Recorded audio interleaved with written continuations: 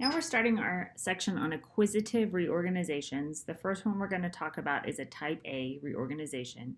Again, that's found in section 368A1A. A Type A reorganization is a statutory merger or consolidation. All right, so two or more corporations are coming together to form one.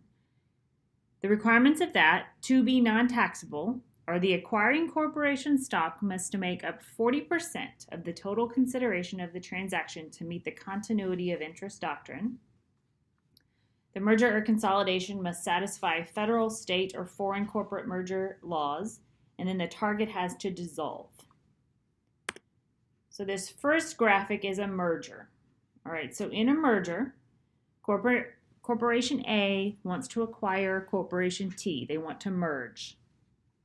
Step one, Corporation A will transfer A stock and maybe securities and other consideration to T, and then T will transfer its assets and liabilities back to A, and then T will liquidate, okay? Before it liquidates, it's going to transfer the A stock to its shareholders and any other security or other consideration received, and then the shareholders are going to turn in their T stock, and T will liquidate. So after that, we have A corporation, and A corporation owns the assets and liabilities of A and T. All right, and it's owned by A's shareholders and T's former shareholders. So they're all now shareholders of A. All right, in step one, remember when A transferred stock and maybe other securities, the equity interest had to be 40% of the transaction, the total consideration of the transaction. So this is a merger. Next is a consolidation. And in a consolidation, we form a new corporation, and then we merge or we consolidate two or more existing corporations into that new corporation.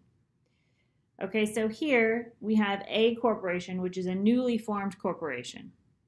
And in step one, A is going to transfer out A stock and maybe other securities in consideration to T1, and then the T1 corporation is going to transfer those T1 assets and liabilities back to A.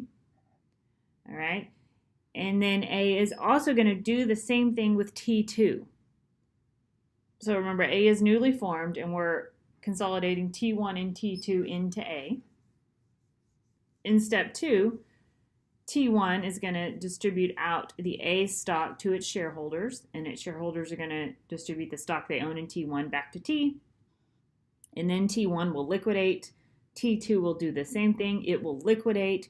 So after this consolidation, the only thing that remains is A corporation, and A holds the assets and liabilities of T1 and T2. A is owned by T1 and T2's former shareholders and security holders. So this is a very flexible type of reorganization. A Type A reorganization has greater flexibility than other types because there's no restriction that the consideration be solely voting stock. So it's just equity. It doesn't have to be voting stock. There's also no requirement that substantially all the assets of the target are acquired. So you don't have to acquire them all or substantially all. But the disadvantages are they need to comply with state corporation laws, which include approval of the plan by shareholders of both corporations. Dissenting shareholders must generally be bought out, and that's, again, a creature of securities law. That can be expensive. And then all liabilities of the target corporation must be assumed, including unknown and contingent liabilities, so you don't know what you're getting into. The target may also have licenses, rights, or other privileges that are non-transferable. So we can't do a normal merger or consolidation.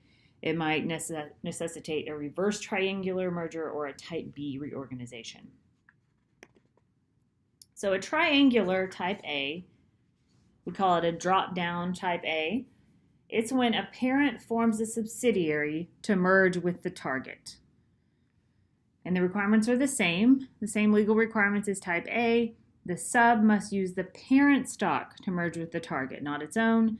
And now there's a substantially all requirement. The subsidiary must acquire substantially all of the target corporation's assets pursuant to a plan of reorganization. Substantially all means at least 70% of the fair market value of the target corporation's gross assets and 90% of the fair market value of the net assets. Remember, net assets are the assets minus the liabilities. All right, so this is a triangular merger. A first forms a subsidiary. So in step one, we have A forming A sub, and it transfers A stock to A sub, and then A sub transfers stock back to A. And now step two is the merger. So the subsidiary transfers the A stock. Remember, not its own stock, it has to use the parent stock. So it transfers A stock to T, and in return receives substantially all of T's assets and liabilities. Remember, 70% of the fair market value of gross assets and 90% of the net assets of T have to be merged with A sub. And then the T corporation has to liquidate. So it transfers the A stock to the shareholders, and then the shareholders transfer their T stock back to T, liquidates. At the end of this, we have A, which controls the subsidiary, A sub. Now notice the A corporation is owned by the A shareholders and the former T shareholders. The sub is solely owned by A. People do this because the target's assets and liabilities are now just responsibilities of the sub. So there's not as much exposure to the target's liabilities because they're only the subsidiary is responsible for those. The parent is the principal shareholder, so the approval is easy. And the target corporation shareholders may prefer that because the parent stock, if it's publicly traded, may have more marketability. We also have what's called a reverse triangular merger, which is just like the regular triangular merger, except the subsidiary merges into the target. So the subsidiary goes away. So in that graphic before, A sub would go away, and it would merge into the target. The target would remain in existence. The sub would be discontinued. We would do this if the target had non-transferable assets, so maybe licenses, rights, employment contracts, other types of contracts that aren't transferable and they're valuable to us, so we want them to remain in the target.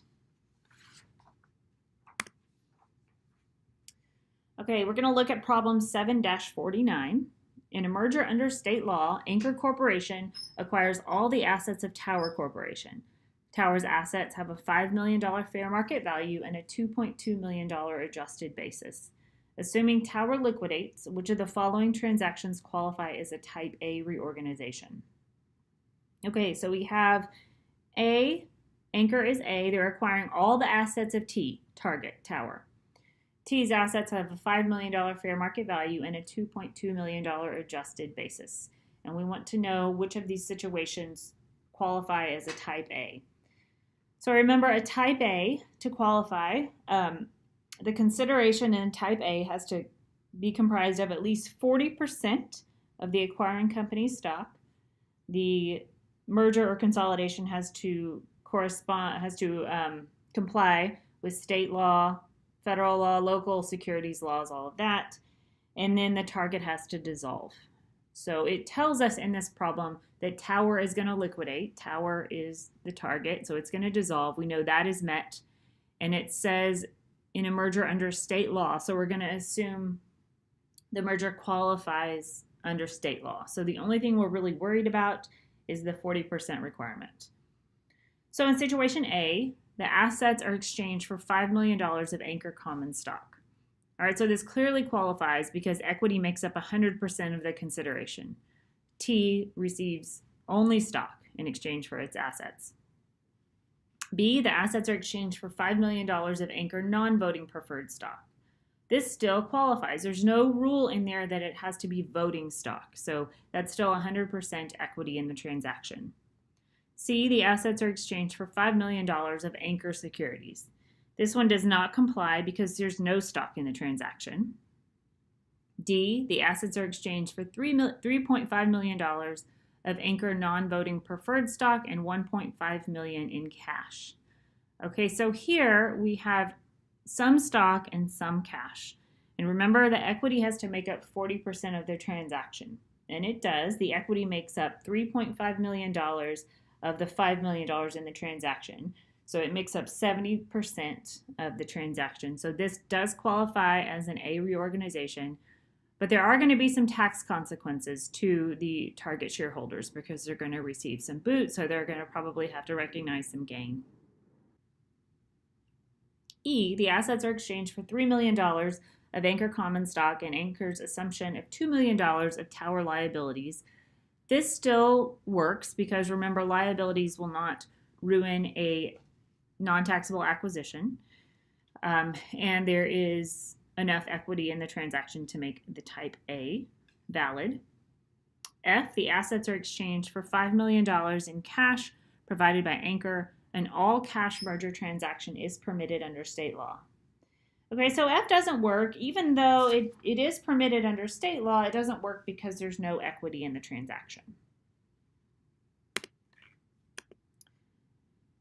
All right, in 44, we have a merger in which it subsequently liquidates. Thomas Corporation transfers to Andrews Corporation all its assets and $100,000 of its liabilities in exchange for Andrews' voting common stock, having a $600,000 fair market value. Thomas's basis in its assets is $475,000. Okay, so this is a merger, and this is what happens. We have Andrews, who's going to be the parent, transfers stock worth $600,000 to Target, or Thomas. Thomas is the target. Thomas transfers back to Andrew all its assets and $100,000 in liabilities. Thomas's basis in those assets is $475,000. Okay, so this does qualify as a type A merger because the consideration from parent to sub is only stock. It's 100% stock consideration. So there's enough equity, and remember it has to be over 40% to qualify, so long as this merger complies with state, local, federal law. And so long as Target liquidates at the end, which it says that in our first sentence. So A, since this is a non-taxable acquisition, what's the amount of Thomas's realized and recognized gain or loss? So remember, there's still going to be a realized gain, it's just not going to be recognized. All right, and remember, we calculate realized gain by amount received minus the adjusted basis. For Thomas received stock worth $600,000.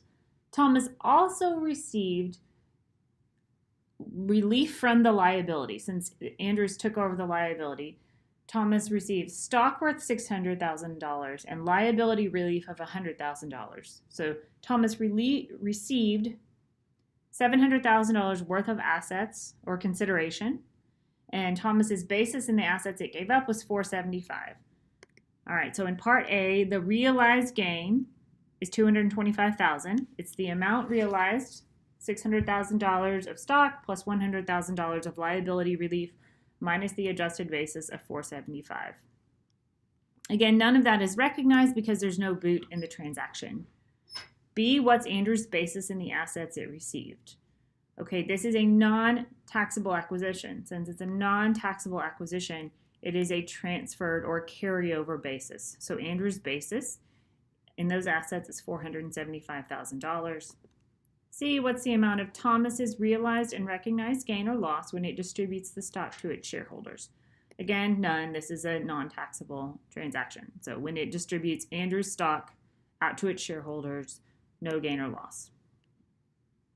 D, how would your answers to parts A through C change if Thomas's basis in the assets instead had been $750,000? Okay, so this is going to change nothing when we're talking about our recognized gain or loss because this is still an all-stock transaction. Okay, so it's now a realized loss because we received $700,000 of consideration. Remember, $600,000 of stock and $100,000 of liability relief. But now our basis is $750,000, so it's a realized loss, but we don't recognize that. This is a non-taxable acquisition. The basis, Andrew's basis in the assets received is still a carryover basis, but the carryover basis is now $750,000. And then there's still no distribution gain or loss when Thomas distributes the Andrews stock out to its shareholders. E, how would your answers to parts A through C change if Andrews instead had exchanged $600,000 cash for Thomas assets and Thomas subsequently liquidated? Okay, so now this is not a non-taxable acquisition. It's an all-cash acquisition, so it's taxable. All right, so we would have a gain realized and recognized. It would be $125,000 because Andrews paid Thomas $600,000 for its assets, and the basis in those assets was $475,000. The basis of the assets Andrews purchased is $600,000. That's what it paid for them. And then Part C, remember that is the distribution, the amount of Thomas's realized and recognized gain when it distributes stock to its shareholders. But now it's not distributing stock, it's distributing cash. And Thomas will recognize no gain or loss on that because they're just distributing cash, right? They're not distributing an asset. The Thomas shareholders will recognize either dividend, income, or gain if they're selling their shares back. All right, and now in problem 48, Turbo Corporation has 1 million shares of common stock and 200,000 shares of non-voting preferred stock outstanding. Pursuant to a merger under state law, Ace Corporation exchanges its common stock worth $15 million for the Turbo common stock and pays $10 million in cash for the Turbo preferred stock. Some shareholders of Turbo received only Ace common stock for their Turbo common stock. Some shareholders received only cash for their Turbo preferred stock. Some shareholders received both cash and Ace common stock for their Turbo preferred stock and common stock, respectively.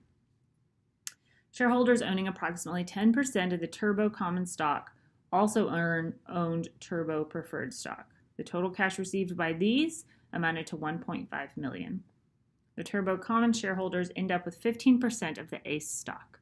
What's the tax treatment of the common stock and or cash received by each of the three groups of Turbo shareholders? Assume that some Turbo shareholders realize a gain on the transaction while others realize a loss. Okay, so there's a lot of facts in here, but Turbo is the target, right? Turbo has 1 million shares of common stock, 200 shares of non-voting preferred stock. Ace wants to merge with Turbo. So Ace is going to exchange its own common stock for the Turbo common stock, and it's going to pay the preferred shareholders out. So depending on what the Turbo shareholders own, it's going to determine what they receive, whether it's Ace stock in cash, or just cash. All right, so let's talk about the taxation of this transaction. And I don't know why that's blurry. I apologize for that. The transaction does qualify as a type A reorg because it satisfies Indiana law and 60% of the consideration received is Ace Corporation common stock. We know that because $15 million value of shares of Ace are exchanged and $10 million of cash are exchanged. So $15 million divided by $25 million, which is the total consideration, is 60%. So the continuity of proprietary interest requirement is satisfied, and the Turbo shareholders fall into three groups. First, the Turbo shareholders that own only common stock receive only Ace common stock. So they recognize no gain or loss on the transaction. The Ace common stock is going to take a substituted basis in what they had in the Turbo common stock. We also have a group of shareholders that own only preferred stock, and they are treated as redeeming their stock for cash. Remember, they receive cash. Shareholders owning only preferred stock will recognize their entire realized gain or loss as capital because their interest in Turbo is treated as terminated under the 302B rules, unless there's a waiver of the stock attribution rules is not made or not permitted. And then finally, there's Turbo shareholders that own both common and preferred stock. And so they received Ace stock and they received cash. So they're going to be treated as receiving some boot in the reorganization. The general boot rules are going to apply. They're going to recognize gain equal to the lesser of their realized gain or the fair market value of the boot received. It will most likely be capital because 302B1 is going to treat this as not essentially equivalent to a dividend, or it's going to be substantially disproportionate redemption. All right, even though boot's going to be received by those shareholders owning both common and preferred stock, a realized loss is not going to be recognized.